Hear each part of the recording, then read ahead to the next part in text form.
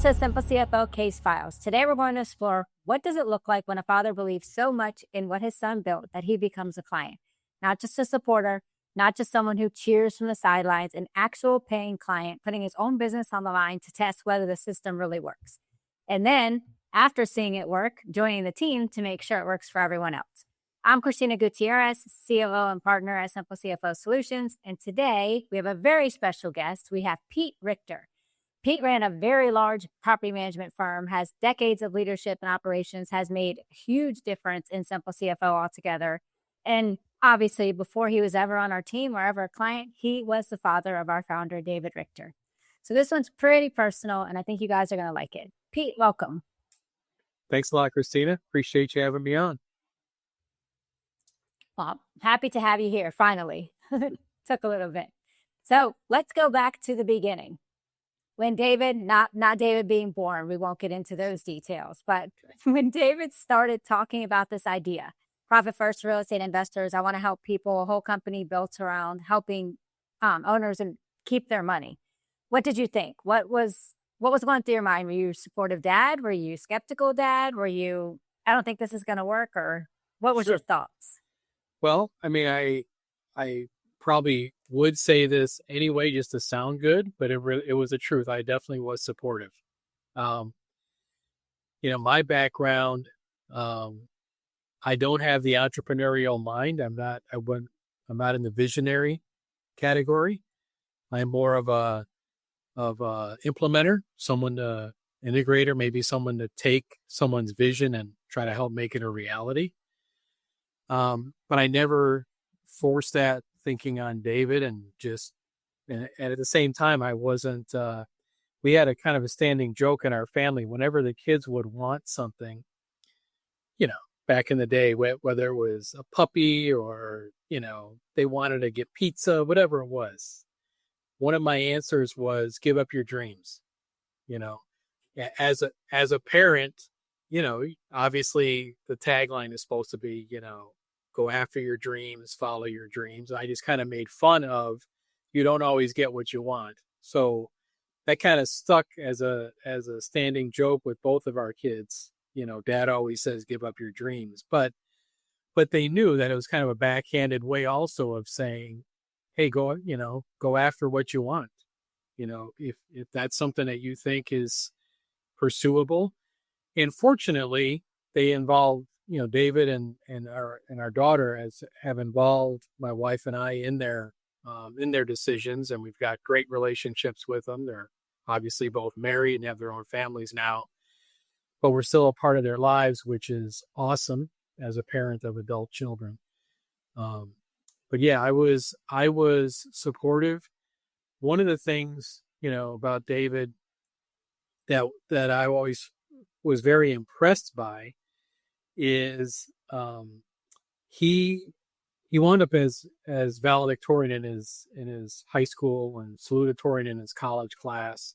But it's funny because I would not call him brilliant book-wise. He basically did it by good character, just by understanding what was required, and then focusing on those things and doing those things and making sure he did them. He was the kind of kid who would come home after school and do his homework, not because he liked it, not because he cared so much about it, because he loved his free time. So he just wanted to get the obligation stuff out of the way. And he kind of, when he started working in the workforce, he started with that same mentality. What's required? What is expected of me? Want to get that done and out of the way, and at the same time being smart enough to understand how a business works, why his position was what it was. And that just led him to thinking, as he worked in real estate companies, as he was doing his part, he started having ideas of, hey, there's a real need out there for these entrepreneurs to have some kind of direction with their finances. They're just, with the few real estate companies he worked in, that was the case. And as he interacted with other investors through those real estate companies, he kept seeing that as that as a thing, and decided that, there's a need out there that I think I can fill. And like any new business, he didn't know the first thing about starting a company or starting a business, but he did his homework. He was not afraid to dig in and figure out what he needed to do. We worked together at a real estate company for a few years, and he was the kind of a guy that would be, we'd have a meeting in the real estate company. We'd be sitting around the table, and you know how a meeting goes. You would toss ideas back and forth, and we'd walk away with, okay, we need to call this person. We need to contact somebody in this arena. And so often we'd leave the meeting, and on my way back to my office, I had to pass his office. And almost every time this happened, he would be on the phone. He would be doing what we had just talked about. Like we just finished the meeting 45 seconds ago, and he's already starting to do the things that we talked about. And I think that kind of attitude has really spurred him into, okay, what do I need? Writing a book. He wrote the book on Profit First for Real Estate. He'd never written a book before. We never talked about how to write a book. Who do you talk to about it? How do you get it published? But none of that intimidated him. It was just, okay, obviously many, many millions of people have written books. So it's, I got to be able to figure it out. And so that's... Yeah, they figured it out. Exactly. If they did, then he could. And that's just, that's all the kind of stuff that I knew that he was capable of and believed in him when he started a business. And that's why I wasn't intimidated by it. I wasn't thinking, oh, he's gotten in over his head. I felt like he'll figure it out. He'll figure out what he needs to do to make it to be successful. Yeah, and he definitely has. And I guess I have the same in me, which is why we probably make good business partners. But I've noticed that about him too. Like the cool thing that I've noticed is like he reads a lot. Yes. And a lot of people just say they read a lot, but he reads more than probably anyone I've ever known. And he doesn't just read, he takes it in, he remembers it, he does an outline for it, he remembers it more. So and he enjoys sharing the books that he reads with other people because it makes an impact on him. I've never met someone that actually does that. So you can tell, not just is he doing it for himself to learn for himself and to be better himself, he actually wants to do it for everyone else too, and shares it with Absolutely. The CFOs and shares it. I think that's a really cool personality of, trait of him.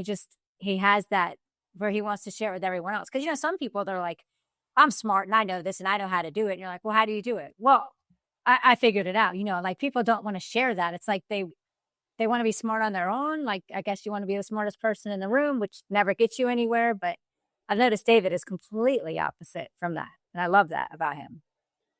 Before he started this business, he had a friend that turned him on to, I think the first book he read about real estate investing was Rich Dad, Poor Dad. And a friend had turned him on to that book when he was probably 18 or 19. And eventually he had a job where he was working in a company where he basically was like sort of at a machine. He was stationed at a machine to make sure that the machine was working properly. And so he started taking books with him to work. And he would read, he was reading literally dozens of books a week while he was working, while he was sitting there. And it was a kind of a job. He'd actually worked his way up to that position. And where if the machine broke down, he didn't even have to fix it. There was somebody to call to come fix it. So it was just a lot of sitting there and monitoring. And he took that opportunity and just was voraciously read books, not only about real estate investing, but about all kinds of things, business and so forth. And you're right. He retains stuff. He's, I know he's read books twice, but I feel like he doesn't need to because he remembers what he reads. Like you said, he'll do an outline. Anyway, when he was in that stage, one of the first ideas he had was to go back to his high school where he graduated and like be able to teach a class to kids about budgeting and about, investing and about things that he was reading and learning, thinking like, hey, I just came from this high school and there's nobody's teaching these kids this. And these kids need to learn this. Again, he wasn't talking about how to make money with what he's learned. It was about how to share what he's learned with people that really need to know this and to be able to help them. And so I agree with you, and I'm very proud of that attitude that he has. And now that he started this company, even when we were talking about it on the infant stages, it was never about getting rich. It's never about building a name for himself. It was never about, I want to retire when I'm 30 or 40 or whatever. It was always about, there's this need out there and people just need to hear about it. They just need to know about it, and I can help them. And that's still his attitude today, which I'm very proud of. Yeah, I 100% agree. So it's like making that shift of like, well, I mean, you saw it from the beginning, but like someone goes to their parent and says, I want to do this, I want to do that. And first question is like, how much money do you need from me? Because like that's always the thought. And then there's like a point where you're listening to him and were you thinking like, this is something real, like something that works? Was there like a click where you're like, I can actually see this as he was talking? Or did it take you getting involved a little bit to see that, okay, this will work? I would say from the beginning, he was, the reason was because he was so passionate about it. So when we would talk, it was rare that we had, and we have had a great relationship all along. So we love to golf together. We quote movie lines back and forth together, got the same kind of humor. But once he got this bug, almost every conversation we had would eventually come back around to this idea he had and this passion that he had.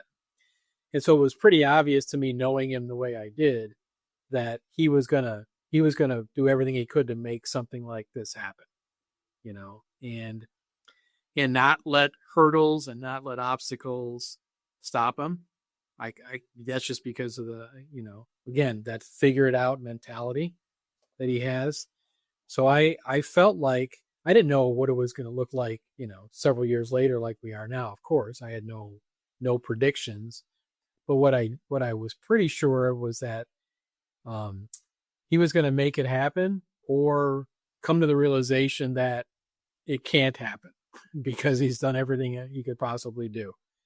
But yeah, I would say early on, I really felt like he was going to make it work. I get that. It either works or it doesn't. So, well, so then, he starts the company, because it starts out with a couple people and obviously has grown since then. But then you made a specific move.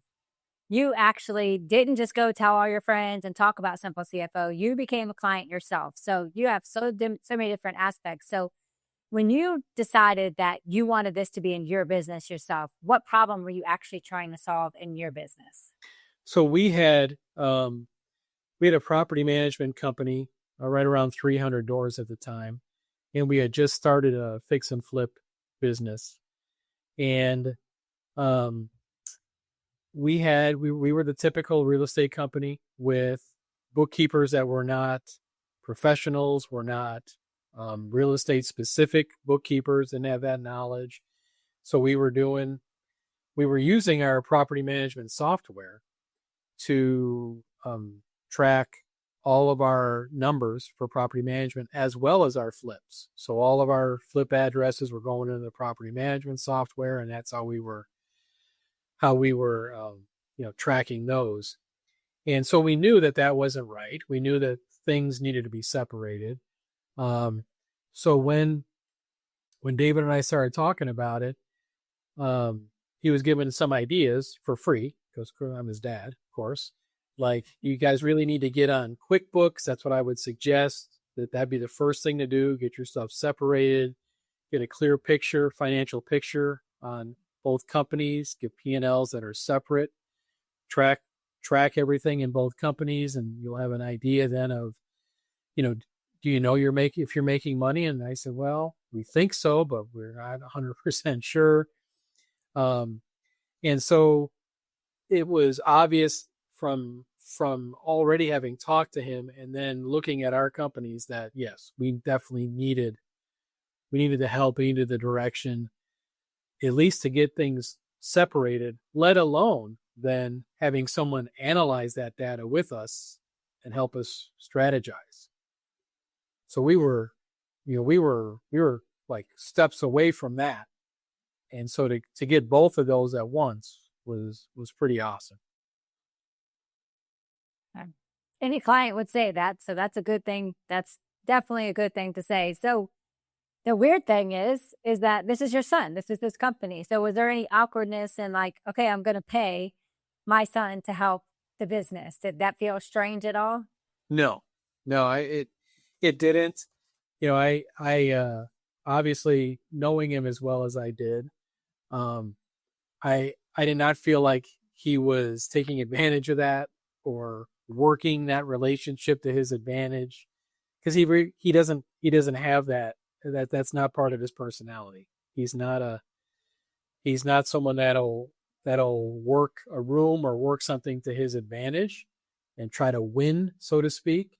He really has that heart of wanting to help. Now, he was very excited that we were going to be one of his first clients, of course, and kind of help legitimize his ideas. But at the same time, at the very beginning, he was the one meeting with us regularly. There wasn't a team of CFOs for him to select from. And so, that's true. It was obvious with those meetings that he was all in trying to help us build something successfully. That's cool. So that's right there, the true definition of separating business from personal. Right. For sure. Cool. So walk me through what actually changed and when you actually felt like the business was turning toward the positive. What system was he able to implement? Like, did you guys were you running Profit First before he came in, or did he actually get Profit First up and running? No. So that obviously that was a huge advantage that we were not running that before. And getting the companies separated and the clear financial picture, as far as money's not being, combined, and then there was that separation was huge. The monthly meetings, which included accountability. So that was big to be able to, walk away with to-dos from one meeting, and then the next meeting you're on, okay, where are we at with these? Here, David and his team at the time would always have theirs done, of course. And then it was, did we have ours done on our side? And so that accountability was big. And then, as you already mentioned, the Profit First principles, which, obviously he's built the business on, and that was huge for us and made a huge difference in our companies. Was there anything that he came in and did? So you guys had tons of conversations before this, right? You talked about the business. You're his dad. Was there anything that when he started working with you directly in your company directly that actually surprised you? Like, wow, I know he's smart and he's good, but was there anything that you were like, wow, that's actually really good? So I think one of the things that surprised me was the connections he had. So as questions would come up and and I've known him his whole life, and here he is in his, at the time his late 20s, and we would be discussing something, and it was some kind of expertise that was needed, outside of a simple CFO deliverable. And he would say, well, I think I know somebody, or I know somebody that knows somebody that could help you with that. And it didn't matter what it was. I was very surprised that at such a young age he had these business connections, and every time we got connected with someone, it was somebody who seemed to share the same values. Very, very good business person, wanting to be helpful. It wasn't just somebody that was just a name off of the Rolodex days. It was somebody that was legit and could help. And I was surprised that like I said, at such a young age, he'd made those connections that proved to be so helpful. Yeah. Yeah. In the real estate world, I mean, in the business world in general, but the extra step of in the real estate world, like those connections are huge when you need something in that business. So at that point, you go from proud dad in the stands, the supportive, to then the client, and then now you're making the move to the inside. So at what point, or how did that conversation even happen? Sure. Where it just seems hey, I'm doing good. Hey, come help me. And then it's like, hey, want to help me? Right. So again, because we've had this good relationship where he actually is, an adult child who will pick up the phone and call his dad just to say, hey, not always when they need something. As we'd be having some of these conversations, he would be relaying some management issues, whether they were, personnel or processes or something. And he said, he would say, I know you managed for a long time. What do you think about something like this? Or how would you address this problem? And that happened enough times to where, I feel like I was able to give him some helpful advice and that he was able to apply it, which again, his strength. I think one of his superpowers is, hey, I've learned, I agree, now I'm going to apply it. I'm going to implement this thing. And I think a few of those things had some success early on, and that just got him thinking, okay, what about you? What about me not having to just one-off call you when things happen, but actually have you on the team and help me as these things come up, or maybe even prevent some of these things from happening? Would you be interested in doing that on a fractional basis? And of course I would. And I told him early on, hopefully he won't listen to this podcast, but I told him early on, I will do it for free. But he has nicely been paying me this all this time to do it. And I would do it for free, even if and when he stops paying me or decides, to put me out to pasture, I guess. But yeah, he was, he's definitely somebody worth investing in for me. And for me to be able to do that, use my experience to help him specifically is just so rewarding. It's rewarding to help anybody, to make, hey, all this experience I've learned over all this time, for what? Well, if you can pass it on and have somebody now use it and apply it, very rewarding. And then for it to be my own son, well, that's just gravy. So, Yeah, I mean, absolutely. Because you've come in here and been able to help the CFOs, the admin, me personally, because there's always times where your management experience of just managing people and understanding how things go in and out, just having your insight on certain things and, tough situations that I when I came in, I ran my own business, but not with a partner, not with a big team, and definitely not remote. So that makes a big difference too. So sure. Sometimes things get mixed. So it's always nice to have that ear. So I feel like you being able to manage people and having that experience has been really helpful in bringing people up, helping other people how to manage, and even being a sounding board for me personally. So how do you think that experience, which I can tell mine all day, but I'll let you speak to, how do you think that helps our Simple CFO clients and our CFOs, everything internally now? Sure.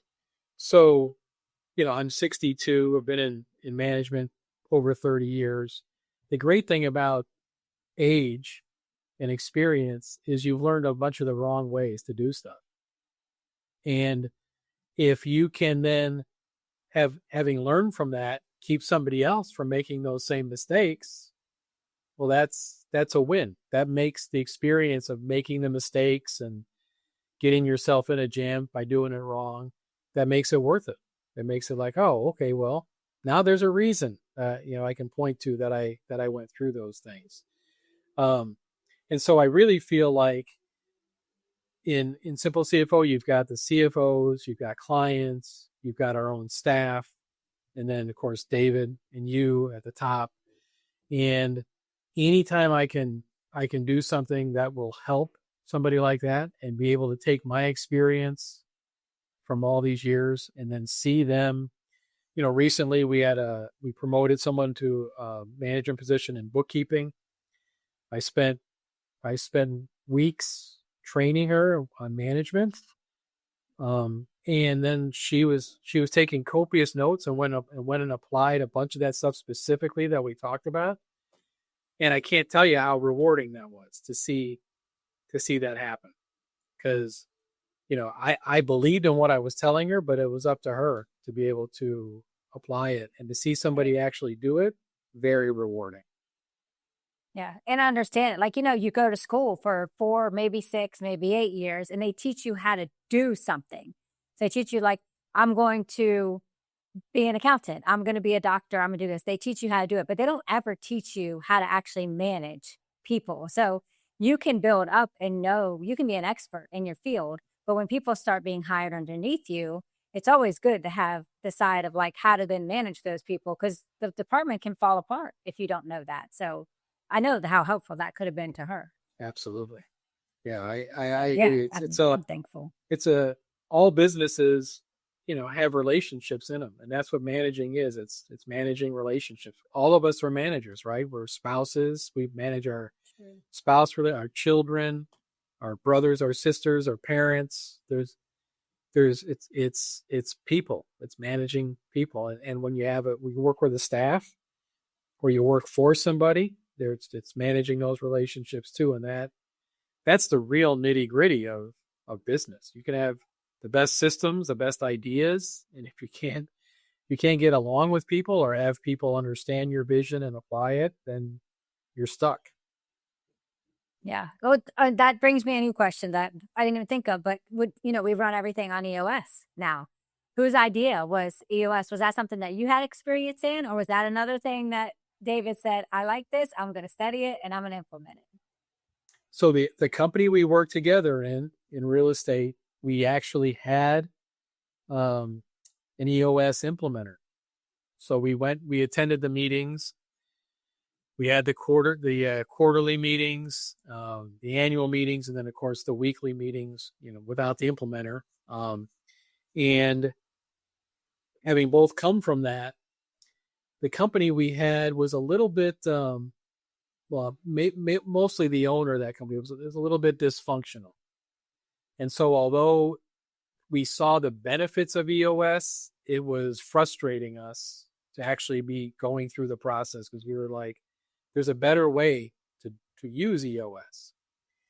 And so it really helped having that experience. And then as this company grew, it was David's idea to get us back on that track, because there's nothing like that, the weekly meeting pulse of all the tools EOS has. I think that's the one we think is the most valuable. And so once he got that implemented, that was definitely his idea. But I think the way he implemented it was just much less dysfunctional than the example that we'd seen, and we knew it could be good if done the right way. Anyway, so yeah, that was his idea, and that was our experience, and we're so glad that we've done that, and that keeps us. It's a vital part of, I think, of what we do in this company across the departments. I agree, and like you said earlier, you learned what not to do so you could do it better. For sure. So then, from the inside, from your perspective, what do you see that clients don't see? Like, what are we doing as Simple CFO that people underestimate? So a lot of the behind the scenes processes are all worked on and built with the idea of clients, ways to make clients successful. All the things we can do on our part. We all know with any business relationship, the client's got their part to do. So the client has to show up to meetings. The client has to do their part. But from the Simple CFO side, what the client doesn't see are all the things that are worked on consistently with that goal in mind. We want the client experience to be good. Again, not to become rich, not to become the biggest company out there, but to help as many people as we can, because we know the need is so great.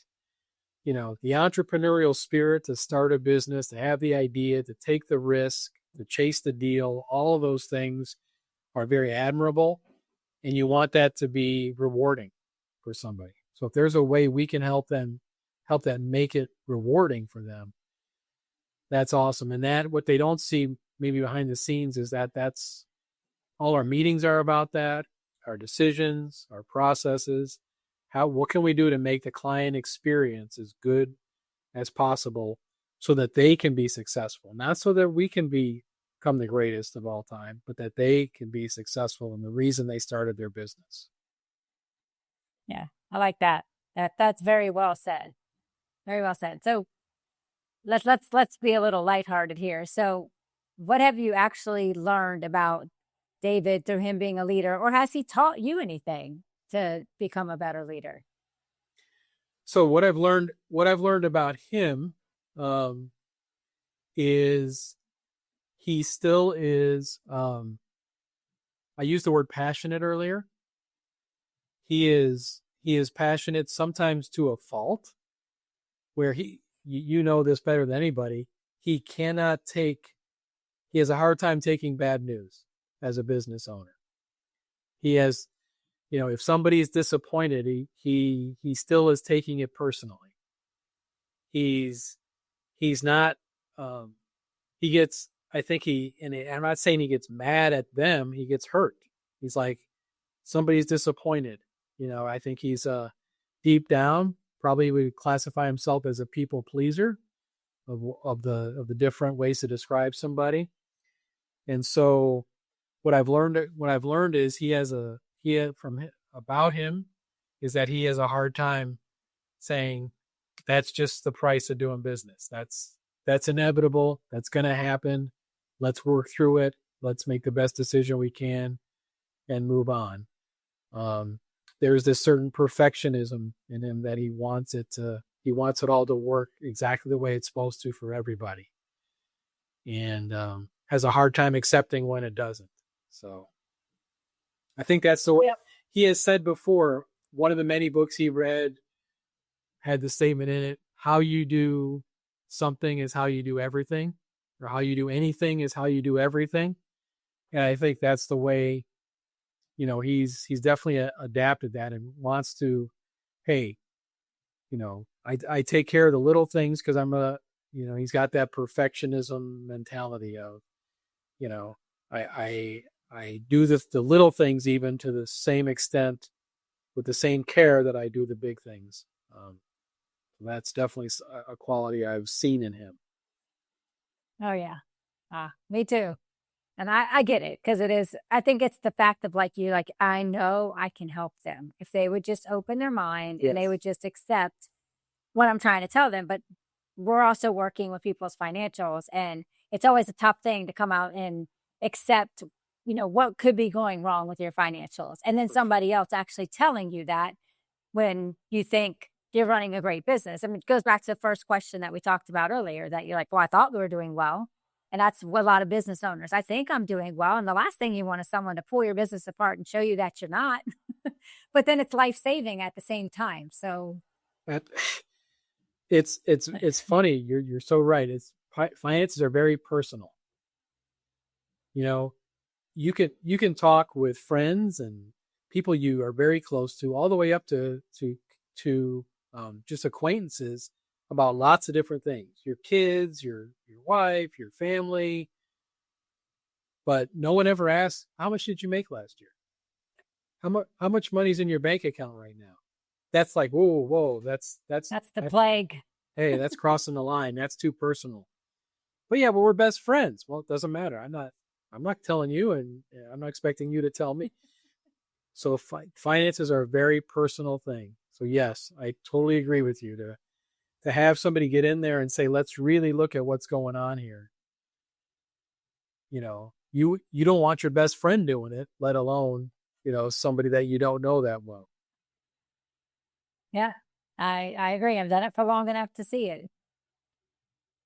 So I gotta ask, and David's probably going to kill me, but we need a funny story. We need something about David that leads to the person that he is now, but maybe something you saw when he was younger that you're like, oh yeah, this is how he's going to be.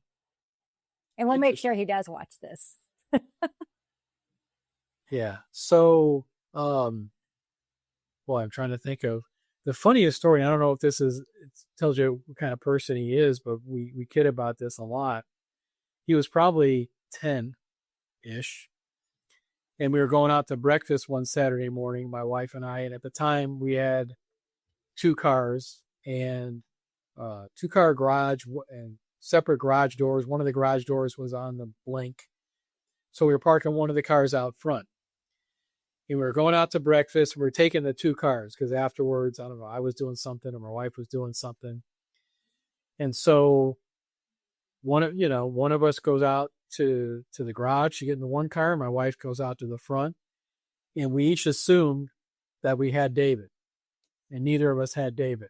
So we both take off and we drive to the restaurant and had the classic, where's David? I thought you had him, So we left him at home. And this was before cell phones.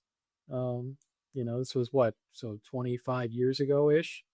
We didn't have a cell phone.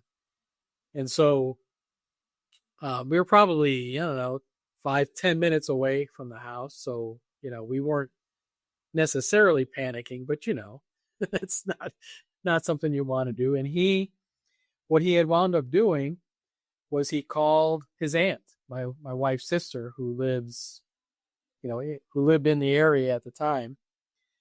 And he just basically said, hey, this is what happened, what do you think I should do? And she told him, just wait there. They'll realize, that they left you. They'll be back for you. So it'll be fine. He wasn't crying. He wasn't panicked. He was just like, what do I do? So I was a little bit impressed that he at least did that much, and wasn't sitting there crying or, worse. I don't know what, like started taking off and walking toward the restaurant. I don't know. Yeah, so a few of the things he could have done, but I thought he used his head, and I was a little bit proud of him for doing that. That's smart. We didn't raid the fridge and grab some whipped cream and chocolate syrup and all the candy. Yes. So a little Home Alone, start shipping in the bathroom. Exactly. Invite his friends over. Right. So that is pretty smart, though. Oh, man. That's a great story. So I'm going to tease him about that now that I know it. If and when somebody asks me to write my parenting book, that'll be one of the stories in there. I'll definitely read that, but you should write a management book. That might be the next step to that one. All right, so let's go ahead and close this out. So there's a lot of people listening right now. And if there's people listening, they're real estate agents, they're closing deals, they have revenue, again, no idea where the money's going, or they think they got it all together. What would you say to that person? So I would say you definitely would need to start. I would suggest you start with somebody from the outside coming in and giving you financial clarity. Let somebody go in there and look at how your business is truly doing, giving you a health check, and you'll be surprised. You'll be surprised, hopefully in a good way. Some people we've helped have been one of the guys that David helped along the way. He'll tell the story. He tells the story a lot. Is the guy he worked with in Virginia, who had a company who was unaware of the potential he had with a bunch of rentals he was holding and the equity he had. And he thought he was doing a lot worse than he was until, David showed him that, hey, you've got a lot of wealth here, untapped wealth. And here's some of the things you can do now with it that you didn't think you could, and transform the guy's business. He was doing successful. He just didn't even know how successful he was, or what his potential was, or what his opportunities were. So that's one end of the spectrum. And of course, the other end is oh, wow, I thought we were doing great, but look, we're bleeding cash, or we're really on life support. We've only got a few months left if we keep going this way. Both ends of the spectrum, most people are somewhere in the middle, but to know exactly where you are is invaluable. I mean, that's not only peace of mind and all of those things, but then helping you have the strategy to implement what you need to make little tweaks or big adjustments, whatever is required in order for you to be able to fulfill the dream you had when you started the company. Absolutely. And we can do that health check. We can do that financial assessment. And one of the greatest things I think that we've added that I really love is David getting on the phone and doing an orientation for clients that come in. So attacking the operations side, figuring out what's wrong on your management side. So we're really, and that's David, right? That's all David trying to take that extra step, trying to do more, because 9 times out of 10, if your finances are in order, something's going on with operations, or you could at least lend some advice or need something. And it's a little easier to talk about. Yes. The finances. So him getting on the phone is amazing. So thank you for being here. This has been amazing. Opened up and given some insight. It's cool how you went from the dad, well, I guess not the skeptic, the dad, the supporter, the client, the team member, and you're still here with us. So I thank you for being here. I thank you for all the support that you give us. Still in it. That says everything. You haven't given up on him, or you actually never questioned the ability for this to work. So if you're a client, or if you're a potential client, or you're thinking about this and Pete's story or anything that we've talked about resonates with you, and you're thinking, oh, I got revenue, or maybe you have a deal coming up and you just want a health check or a financial assessment, go to simplecfo.com, book a call, and then we'll show you exactly where your money is going and show you how to figure it out. Thank you for listening. Thank you, Pete, for being here. Thanks for having me. Appreciate it. We'll see you in the next one. Thanks for listening to the Simple CFO Case Files on the Profit First for Real Estate Investors podcast. If you found this helpful, make sure you're subscribed so you don't miss our guest interviews featuring other real estate investors and our Profit First chats with David Richter. If you're ready to bring clarity and structure to the finances in your business, visit profitrei.com to apply for a free financial discovery call with our team.